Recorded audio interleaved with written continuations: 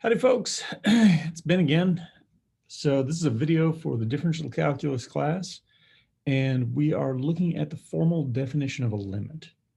So we have thus far really talked about limits in a very intuitive sense that essentially you try to plug in the number.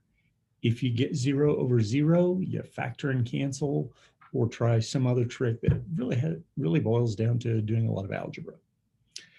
So this, we're not going to spend lots and lots and lots of time on, but you ought to be exposed anytime you have a math class, you ought to be exposed to what mathematics is.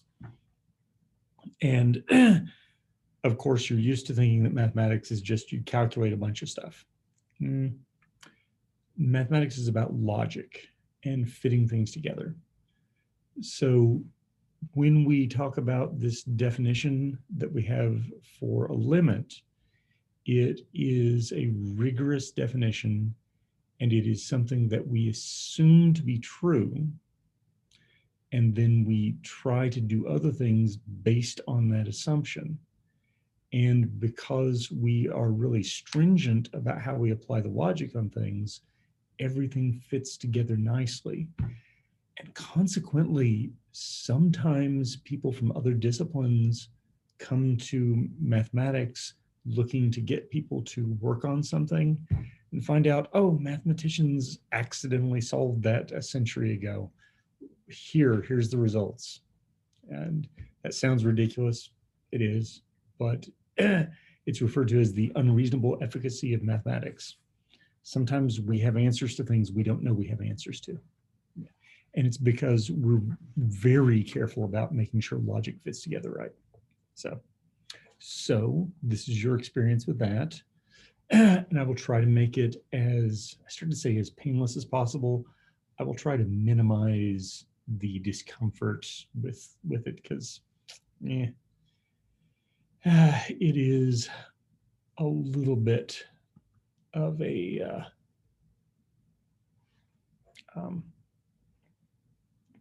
little bit of a stretch sometimes. So, all right, here's our definition for what we mean when we say the formal definition, what we mean when we say a limit. If we say the limit as x goes to some a, you'd have to pick out the particular a of some function, have to pick out the function, is equal to L, have to pick it out again. It means that a person is allowed to pick any epsilon, any number greater than 0, and that there is going to be a delta which is greater than 0. And so you pick an epsilon, pick a delta, which will guarantee when we have the x being closer to a than delta, it will force f of x to be closer to L than epsilon. So if you look down here, what I've done is to draw a quick function, an a value, and then the function value. I went ahead and put a hole in the graph. Not every graph has to have a hole in it, but I put a hole in it to illustrate we don't have to have the function value even be defined to have this limit happen. So this epsilon is some error that we are allowing for this estimation of the L with the f of x. And if we go ahead and follow across here from the L plus epsilon and the L minus epsilon, we see where on the curve we have to strike in order to get this to happen. And all this limit existing means is that no matter what that epsilon was, as long as it's positive, you're going to be able to find a delta that will keep you inside of there. Okay, so that's all well and good, but you probably want to know how to work one of these problems. So let's work one of these problems. So off here to the side, I'm going to put my scratch work. This is not my solution. This is how I get my solution, right? That probably seems like a very weird distinction, but you, If you go on a trip, you plan things on a map, you know, you go to Google Maps or something, and you plan out your route there, and then you do the actual trip in the car or the airplane or however you're getting there. Maybe you're hiking, riding a bicycle. So we need to get the absolute value of 3x plus 11 minus 5 to be less than this epsilon. That's the thing that we're aiming at, okay? So you might check and make sure that the numbers worked out by plugging in the absolute, or plugging in the x minus 2, but what we're going to come down to is having absolute value of x plus 2 be less than delta. And we've got to start with this here. So I am going to just do the arithmetic, well, the algebra here, and have absolute value of 3x plus 6 is less than epsilon. And I have to keep looking back up here and remembering I need to see an absolute value of x plus 2 somewhere. And I think I can see where it's going to happen because I'm going to factor out that 3. And now as I'm doing this, I'm realizing that 3 was probably a bad choice when I was making up this problem, because now my epsilon and my 3 look like each other, and if you're dyslexic, that probably is really awful to look at. But I have gotten absolute value of x plus 2 to appear down here, and what that tells me is that my delta needs to be epsilon over 3, okay?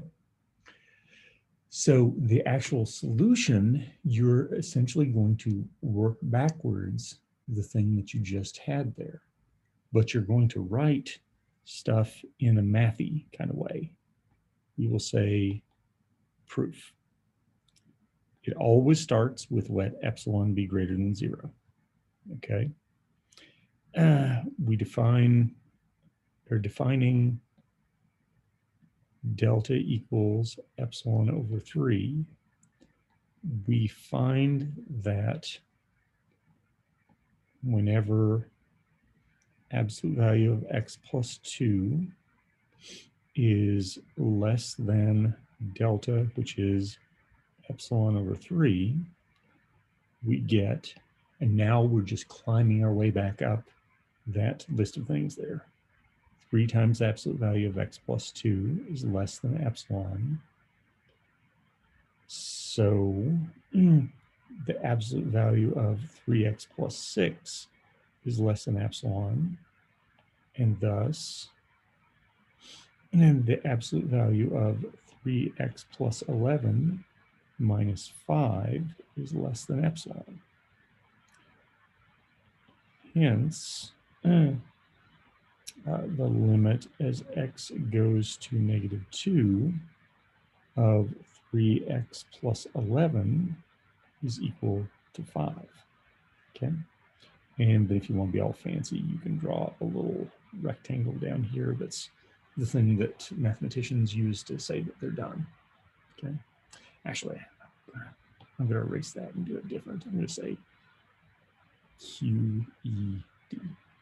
That's an abbreviation for Quo Erat Demonstrandum. It means, and that's what we meant to show.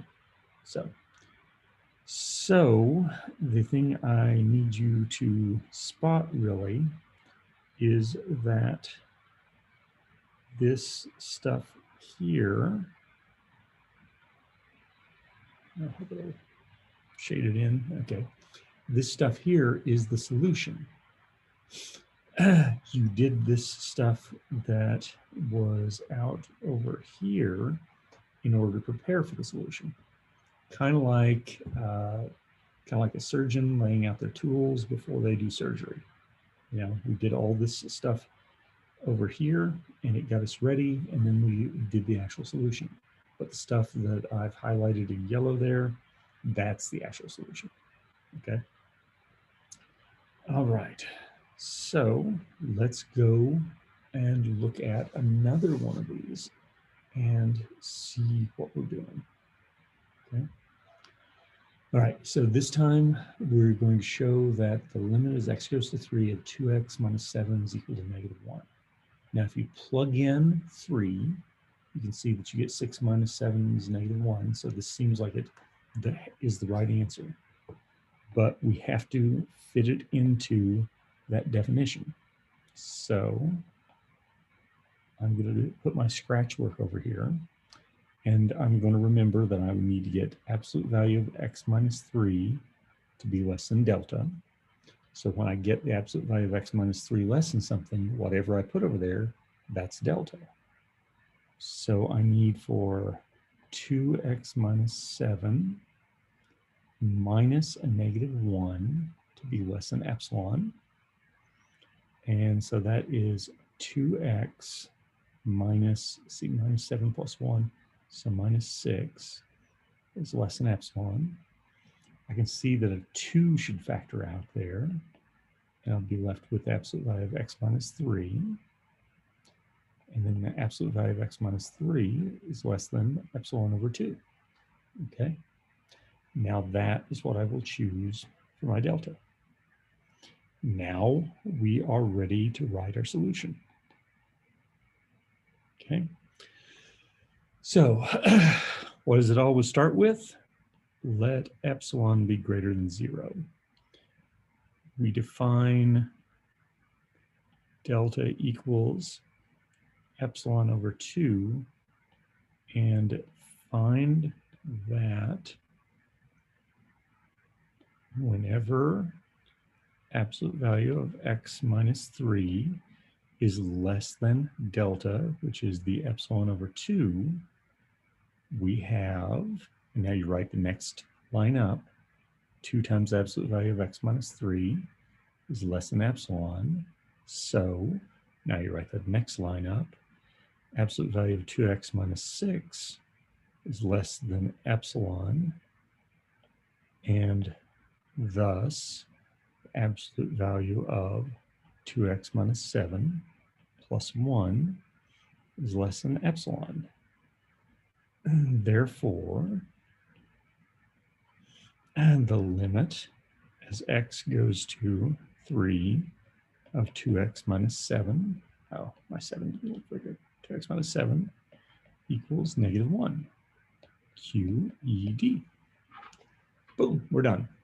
All right, so that is doing one of those little proofs, and so long as we have something that is linear, this isn't really too rough. So naturally, what am I about to do? About to give you something that's not linear. Oh no. So when we have these things that are not linear, and I'm not going to ask you about this on an exam, right? Because these are just hard. They actually are. But it is totally doable with the same techniques and just the addition that you have to do a little bit of estimation. Okay. All right. So I'm going to do my scratch work over here. And I have to remember to get the absolute value of x. Let's see. It was x is going to -1. So absolute value of x plus 1 is less than delta. So I need to get that x plus 1 to appear somewhere. And I start out with the 2x squared minus 3x plus 1 minus 6 is less than epsilon. And that'll turn into 2x squared minus 3x minus 5 is less than epsilon. And then I'm going to factor that. Now, it will feel to you as though I just jumped right in and magically it worked. And of course, nothing will ever work as nicely for you as it does for me, or blah, blah, whatever it is, okay? But I'm here to tell you that it has to turn out to work this nice, right? That thing that I'm factoring has to have a factor of x plus 1. It has to. And hence, the other piece needs to have a 2x so that you get a 2x squared, and a 5 so that you get the 5 at the end.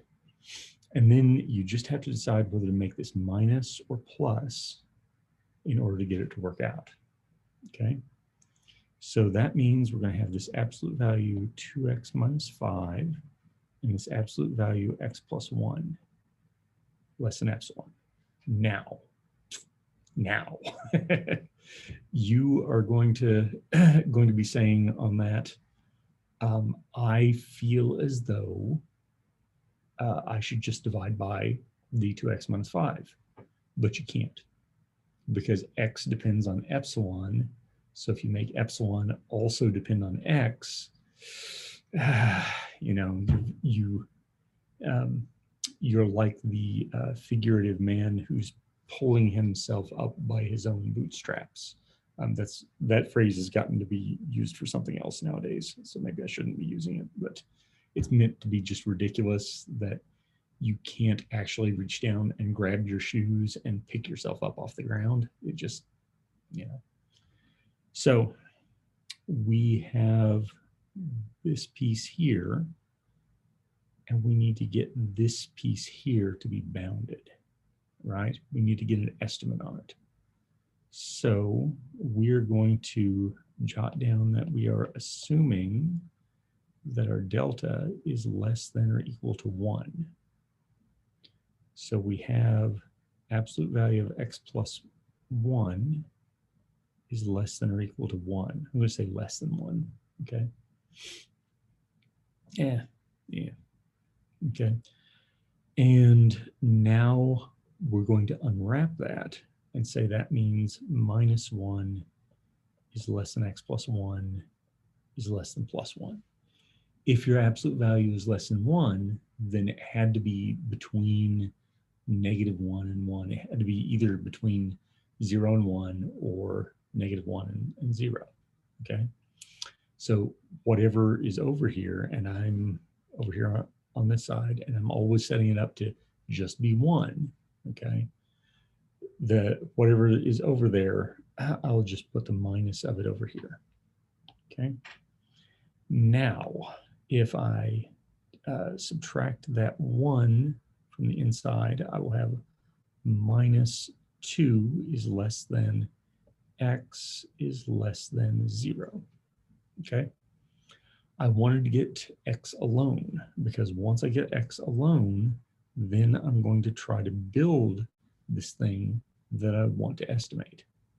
That thing has a 2x in it, so I'm going to multiply by 2. So I'm between minus 4 and 0. And then it has a minus 5, so I'm going to subtract 5. Minus 9 is less than 2x minus 5, which is less than minus 5, okay? So now the question that's asked is, what is the farthest this can get away from 0? Minus 9. So I'm going to be working on this assumption that the absolute value, 2x minus 5, is less than 9. Okay, I need a little bit more room for my scratch work here, and so I'm going to grab all this and scoot it over a little bit. So, okay. All right, now that I've got that, I'm going to come over here and say that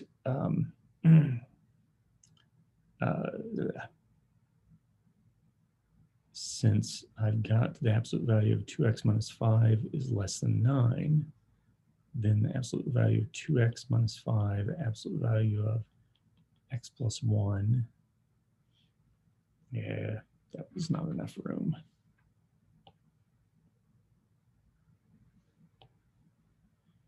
Absolute value 2x minus 5, absolute value of x plus 1 is less than 9 and delta, right? Because we wanted it to be, we wanted the absolute value of x plus 1 to be less than delta, and we wanted the absolute value of 2x minus 5 to be less than 9. Okay, so that tells us that our epsilon, I should have pointed to the other one, our epsilon should be 9 delta, which tells you that your delta is epsilon over 9. Okay, now we're ready to go. It will be more complicated writing, but it is the same ideas. So grab this and shove it over here, and I'm going to start writing. Proof. Let epsilon be greater than 0 and define delta equals, now here's the tricky part, the minimum of 1. Remember earlier when we went ahead and put this part here with the 1 instead? So it's going to be the minimum of 1 and epsilon over 9. Now you can assume that delta is less than both of those. So when the absolute value of x plus 1 is less than delta, we know, okay, now we're going to have to go through and talk about this part here. Okay, and so we know that minus 1 is less than x plus 1 is less than 1. And so minus 2 is less than x is less than 0. And minus 4 is less than 2x is less than 0. So minus 9 is less than 2x minus 5 is less than minus 5. So that the absolute value of 2x minus 5 is less than positive 9. Thus, the absolute value of 2x minus 5 times the absolute value of x plus 1 is less than 9 delta. And 9 delta then would be less than or equal to 9 times epsilon over 9, which is epsilon. So when absolute value of x plus 1 is less than delta, we know the absolute value of